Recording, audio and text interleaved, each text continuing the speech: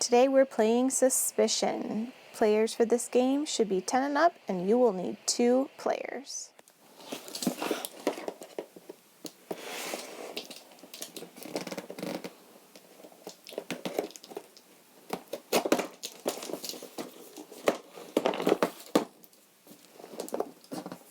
Oh, I did get it cut. Okay.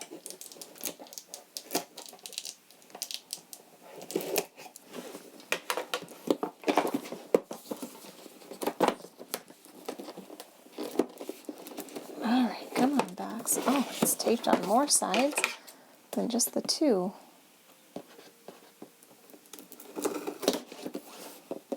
So all 4 sides have a big, thick piece of tape. You're going to need some good scissors. Alright.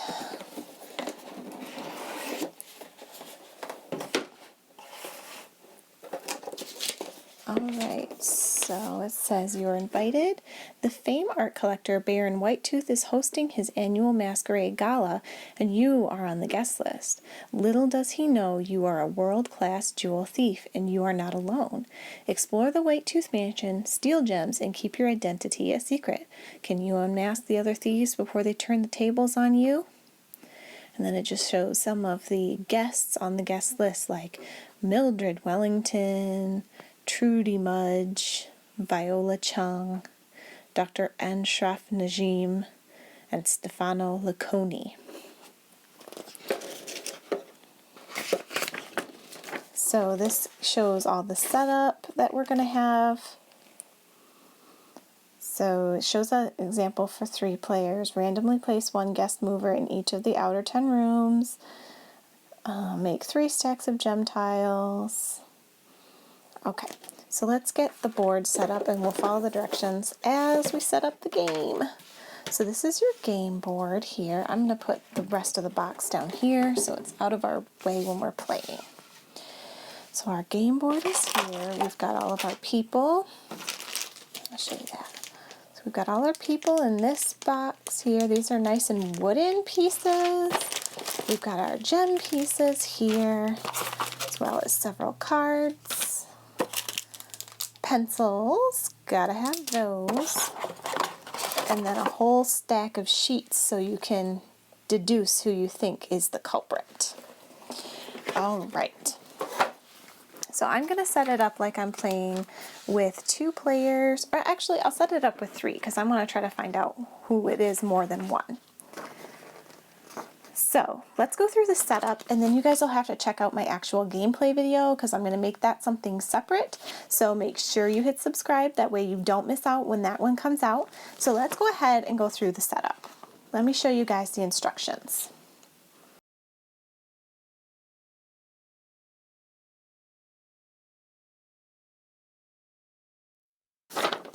Okay. So the setup says to randomly place 1 guest mover in each of the outer 10 rooms of the game board. So we have our guest movers here. We've got 2 that are dice, so I'm thinking those are going to be separate.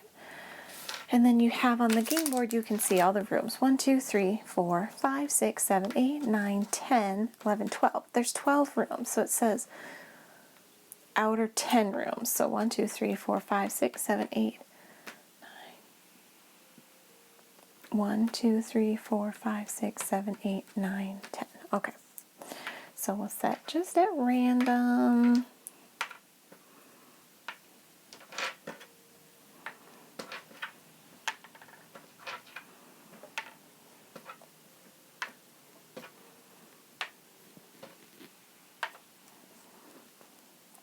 Okay, so we've set our random players in each of the outer 10 rooms. Now it says make 3 stacks of gem tiles, 1 for each gem type. The number of gem tiles in each stack depends on the number of players. So if we're going to do 3 players, we'll do 9 gem tiles in each stack. So we've got our gem tiles here. We're going to go ahead and make our stack. 1, 2, 3, 4, 5, 6, 7, 8, and 9. So we've got 9 of the teal rectangle-y looking ones. So I'm going to set those right here. Now let's go for the red ones. 1, 2, 3, 4, 5, 6, 7, 8, 9.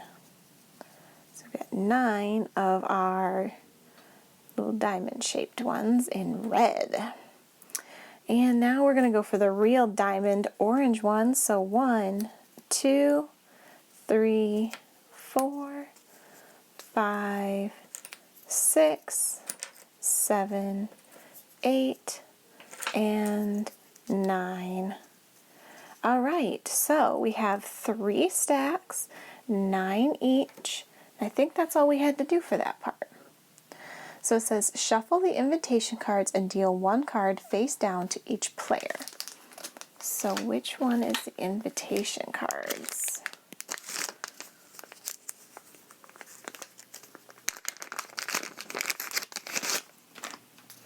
We've got these cards here that have names and gems on them. I think these are action cards maybe? Let's see what the other ones look like first. So it doesn't show pictures. It says game contents on the sheet, but it doesn't show what they are. So we've got yes and no and then all kinds of names. Okay, so like shuffle, I think these are the invitation cards.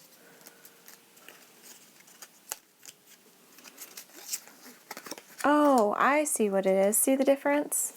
Invitation, regular. So there's supposed to be 10 of these. 1, 2, 3, 4, 5, 6, 7, 8, 9, and 10. Okay, so that's correct. Now we've got to shuffle these all up. Get them all nice and mixed in there. It's kind of hard to do this with a few cards.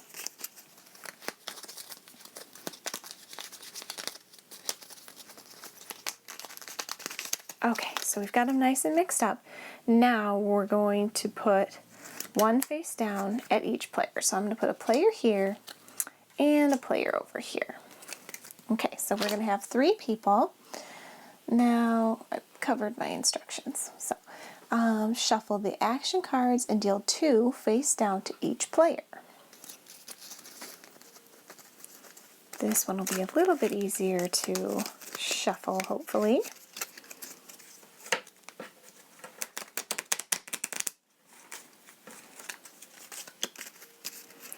All right. Face down, 2 face down for me, 2 face down for you, and 2 face down for you. Okay, great. So we did number 4.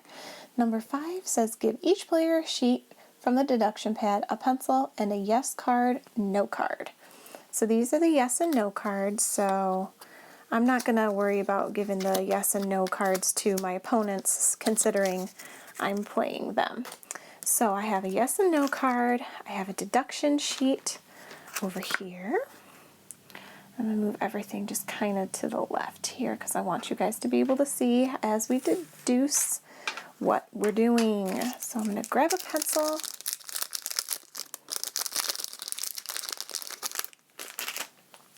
Okay, well now I need to know what I do when it's my turn. It says, on your turn, each turn consists of 2 phases. Perform both phases in this order. The movement phase. Roll your dice. The dice determine the guests you'll move. Move each guest through a doorway into any adjacent room. You must move both guests you rolled. The question mark is a wild symbol. You may move any one guest for that die, including the guests shown on the other die, in which case you would just move that guest twice. If you roll 2 wilds, you may move any 2 guests in one room each or move the same guest twice. Note, there is no limit on how many guests may be in the same room. 2, the action phase. Choose one of the 2 action cards in your hand and play it face up on the table. Perform both actions shown on the card. See Card Actions. You may perform the action in any order. You do not have to perform the top action first. After performing the 2 actions, discard the action card and draw a new one to replace it. If a player draws the last action card, shuffle the discard pile, put it face down to form a new deck. At the end of your action phase, give all players time to mark information on their deduction sheet. Now it's the next player's turn. Scoring. Each complete set of all 3 types of gem tiles, 1 diamond, 1 ruby, and 1 emerald, is worth 6 points. Each remaining single gem tile is worth 1 point.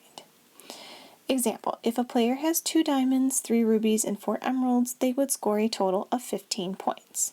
12 points for the 2 complete sets, plus 3 points for remaining 3 gems. Each player receives 7 points for each other player they correctly identify at the end of the game. And what's the next sheet say? Card Actions. Room Robbery. Take a gem tile from one of the gem stacks. It must match one of the gem symbols in the room your guest is in. Let all the other players see what type of gem tile you take. This will reveal information about your guest's identity to other players. Secret Passageway. Move one guest of your choice to any room in the mansion. Lucky Lift. Take a gem tile of the type pictured on the card. It does not matter what room your guest is in. This will not reveal any information about your guest's identity. Peek at an invitation. Look at the top card of the invitation cards deck. Do not show anyone else. Then put the card on the bottom of the deck. None of the opponents can be the guest identity shown on the card. And question a player. Choose any one player and ask them, can your guest see the guest shown on this card? The player must answer by passing their yes card or their no card to you face down without letting the other players see the answer. Okay, so this might be a little bit hard to figure out to do on my own, but I'm going to do my very best. Make sure you guys give us a thumbs up if you're excited to play the Suspicion game, and check out our video where we actually do a gameplay simulation. So make sure you're subscribed and you go check that out.